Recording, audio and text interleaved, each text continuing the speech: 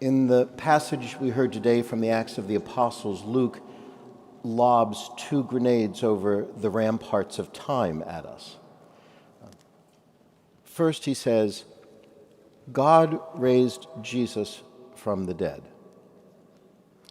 And then he says, there is no salvation in anyone else. Do you believe either of those two claims?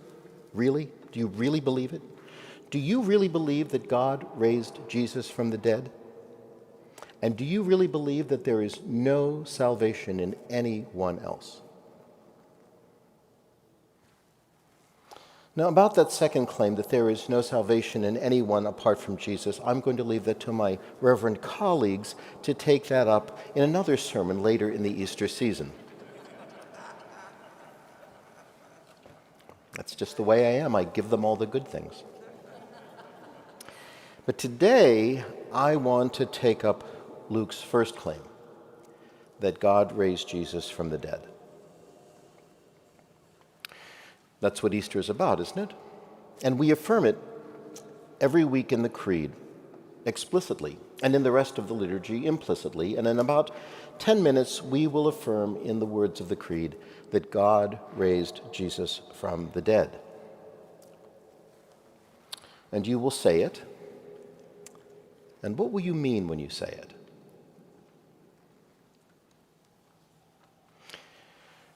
I've heard a lot of people say that really the Easter claim that God raised Jesus from the dead is really just a metaphor for how life works.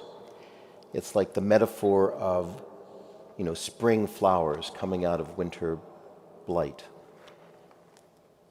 Life always comes from death, is all Easter really is trying to say.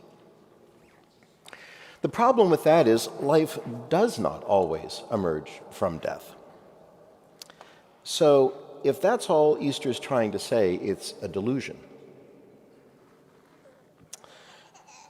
As I think everyone in this city knows, there were protesters at Columbia on Thursday. And in this neighborhood, we felt the presence of the NYPD in a way we seldom do. People were arrested.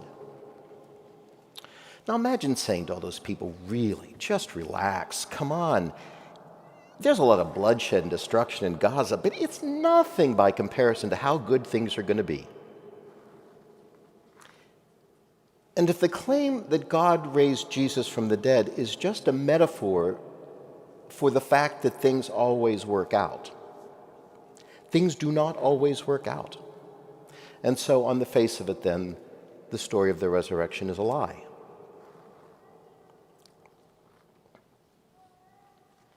I've heard other people say that when we say God raised Jesus from the dead, what we really mean is that Jesus lives on in the hearts of people who admire him and want to live their lives the way he did. And I guess that would include us. That Jesus is, in a sense, like any great historical figure that you admire and want to emulate. So in this way of thinking of the resurrection, when we say that God raised Jesus from the dead, what we really mean is we raised Jesus from the dead by keeping him in mind and in heart and trying to emulate him. But if that's all it means when we say that God raised Jesus from the dead, I guess you could say God raised Freud from the dead, or Marx, or Gandhi, or any number of people whose influence continues to live on in the world. And I'll tell you, if that's all the resurrection is, a metaphor or a desire to emulate some dead guy, it's hardly worth the dedication of a life. I certainly wouldn't have spent the last 46 years of my life working professionally in the church if that's all there was to it. And it's hardly worth all the time and money we put into things around here if all the resurrection means is that we remember Jesus fondly. And it certainly makes what we're about to do right there at that altar, well, really, why bother? Because if Jesus is going to be present among us, gathered around that table, in the same way that, say, Abraham Lincoln is present among us, then really this is a lot of fuss here and a lot of money every Sunday morning for absolutely nothing.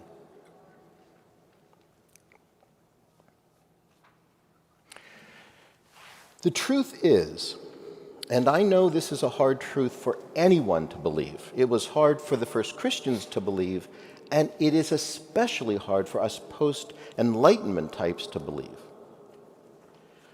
But the truth is that when our ancestors in the faith, people like Luke, who speaks to us across time today, when our ancestors in the faith tell us that God raised Jesus from the dead, they actually meant it.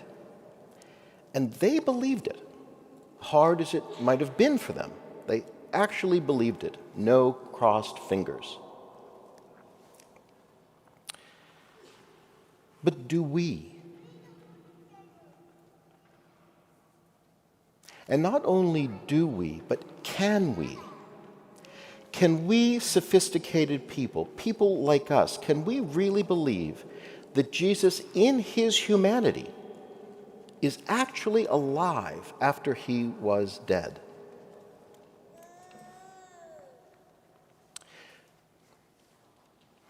The Christian claim is that something happened in an actual moment in history. And it really happened. And it is absolutely unique. It is the singular event of a dead human being being raised to eternal life. Not as a ghost, not as an ethereal life form without a human body, but precisely with a human body. Jesus' resurrection is not a metaphor for anything else. It is like nothing else in the history of the world, ever.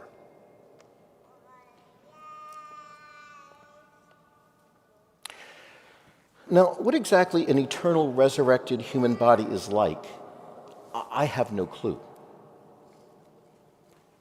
I take great comfort in the scriptural witnesses to the resurrection, precisely because they make it clear not only that Jesus is a risen human person,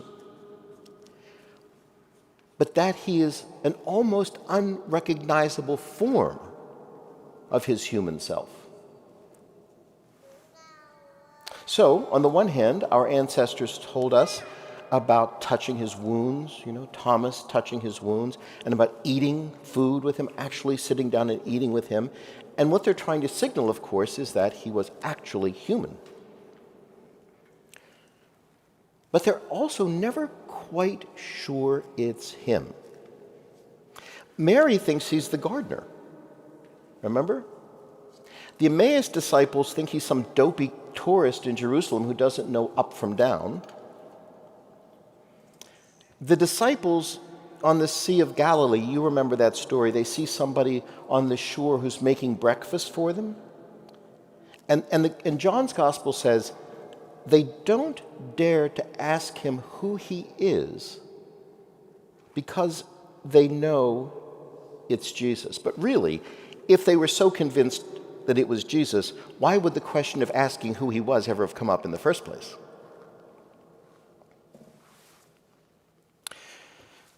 One theologian that I've read speaks of the risen one as being Jesus incognito.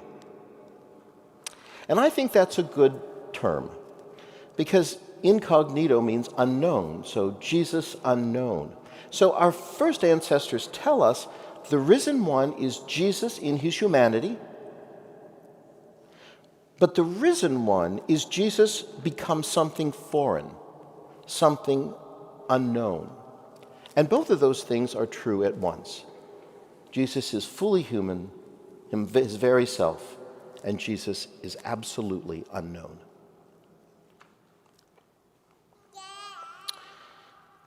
It seems to me, and this is part of why I believe in the resurrection, it seems to me if our ancestors were trying to fool themselves about this whole thing, or they were trying to fool anyone for that matter, they really would have come up with a better story. they would have claimed that, oh, it was Jesus. It was obviously just Jesus. Good old ordinary Jesus.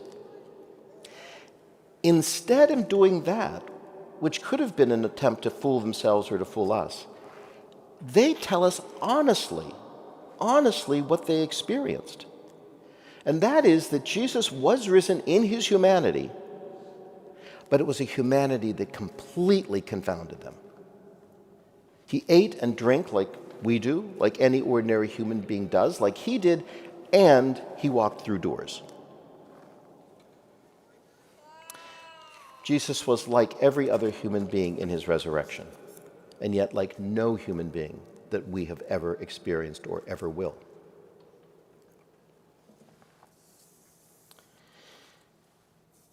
In the first letter of John, we read this. Beloved, we are God's children now. What we will be has not yet been revealed.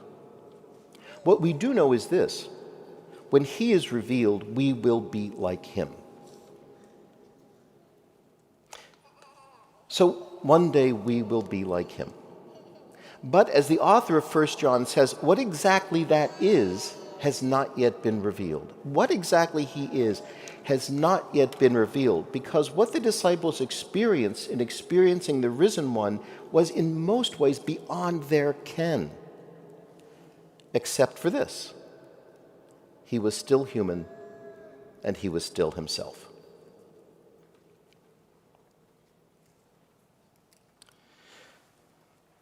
So the Easter claim, the claim of these great 50 days, is that God actually raised Jesus from the dead, the first fruits of them that sleep, and that we, by baptism, have died with Jesus, and so we will be raised with him and like him.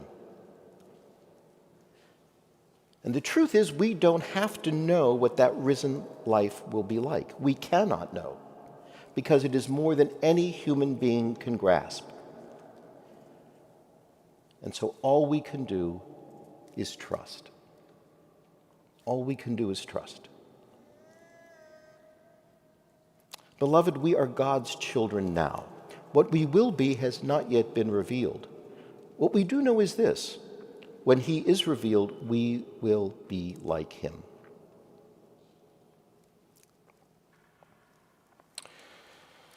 All right, so I told you 10 minutes. I've gone on long enough. Now it's not 10 minutes until we will recite the creed. It's about 3 minutes. I've heard people say that they cannot recite parts of the creed because they just don't believe it. I think there's another way of thinking about this. I doubt that there is ever a day when we all believe, or when any of us believe, everything the creed claims.